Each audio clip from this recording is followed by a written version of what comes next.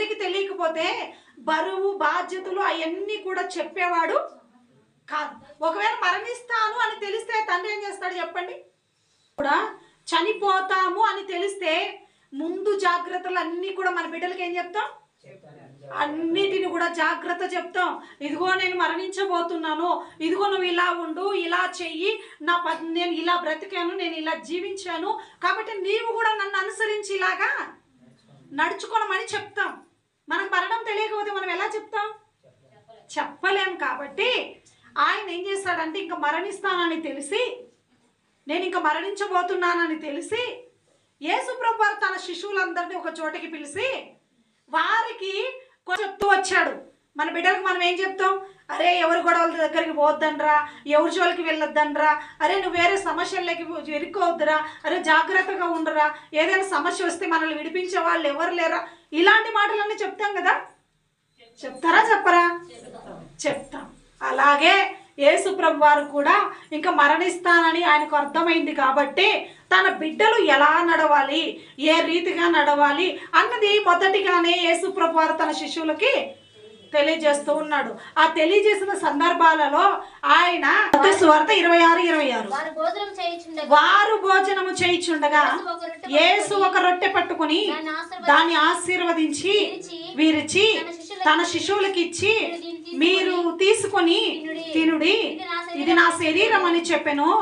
మరియు ఆయన గిన్నె పట్టుకొని కృతజ్ఞతాస్తుతులు చెల్లించి వారికి ఇచ్చి, దీనిలోనిది మీరందరూ త్రాగుడి, ఇది నా రక్తము అనగా పాప క్షమాపణ నిమిత్తము అనేకుల కొరకు సిందించబడుచున్న నిబంధన రక్తము. దేవుని నామానికి మహిమ కలుగును గాక. పస్కా పండగ సమయాలలో ఇంకా పస్కా పండగ అయిపోయిన వెంటనే ఆయన్ను పట్టుకుంటారన్న విషయం ఎవరికి తెలుసు?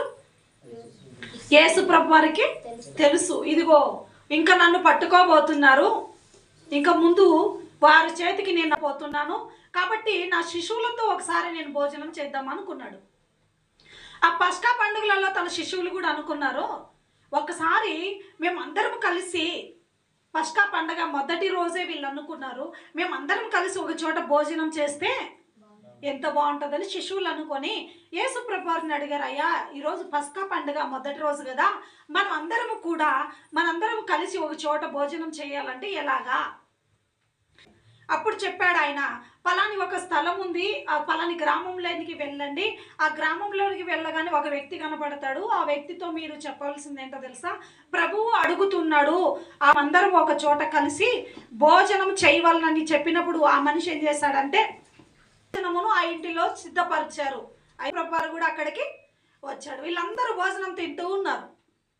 అయ్యా నన్ను అప్పచెప్పువాడు మీలో ఒకడున్నాడు, నాతో పాటు ఈ పాత్రలో వాడు కూడా చెయ్యి ముంచుతాడు అన్నాడు. అప్పుడు వీళ్ళందరికీ అనిపించింది, ఎవరు నేనా? ఒకరిని ఒకరు అనుకుంటున్నారు, నేనా ప్రభువా నేనేమన్నా అప్పచెప్తానా అని ఒకరికి ఒకరు అడుగుతున్నారు.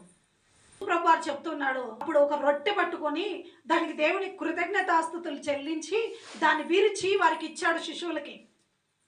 శిష్యులకి ఇచ్చింది మీరు తినండి, ఇది నా శరీరం అనే రొట్టె. ఒక గిన్నె పట్టుకొని దానికి కృతజ్ఞతాస్తుతులు చెల్లించి, ఇది నా రక్తము, దేని కొరకు? పాప క్షమాపణ కొరకు నా రక్తాన్ని నేను చిందించాను అన్నాడు. ఆ రక్తాన్ని మీరు త్రాగాడి అని ప్రభు భోజనాన్ని ఆయన స్థాపిస్తూ ఉన్నాడు. అంటే అప్పుడు చేసినప్పుడు చెప్పాడు, ఇదిగో మీరందరూ ఇప్పుడు కలిసి నాతోనే ఉన్నారు, ఇంకా కొద్ది క్షణాలు ఉంటే మీరందరూ నన్ను వదిలిపెట్టి వెళ్ళిపోతారు.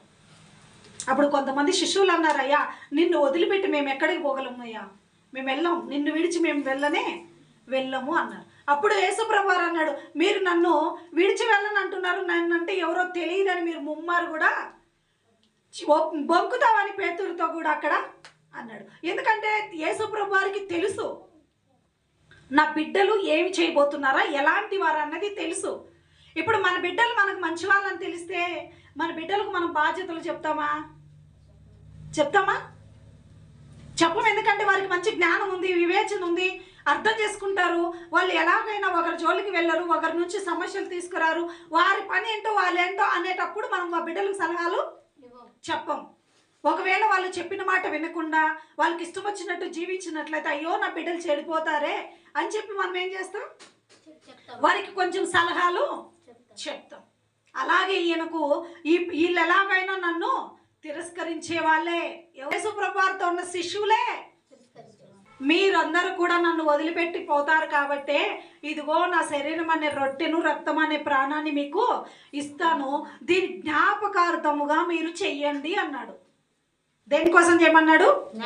జ్ఞాపకం చేసుకోమన్నాడు. ఎందుకనంటే ఒకప్పుడు మేము యేసు ప్రభు వారితో భోజనం చేశాము, ఆయనతో కలిసి ఉన్నప్పుడు ఇదిగో మేము ఇలా ఉన్నాము, తర్వాత మేము తప్పిపోయాము అని మీరు గుర్తు చేసుకొని తర్వాత నన్ను జ్ఞాపకం చేసుకోండి. అయ్యో ఈయన మేము మర్చిపోయామా అని గుర్తు చేసుకోమని ఆయన తెలియజేస్తున్నాడు. అందుకే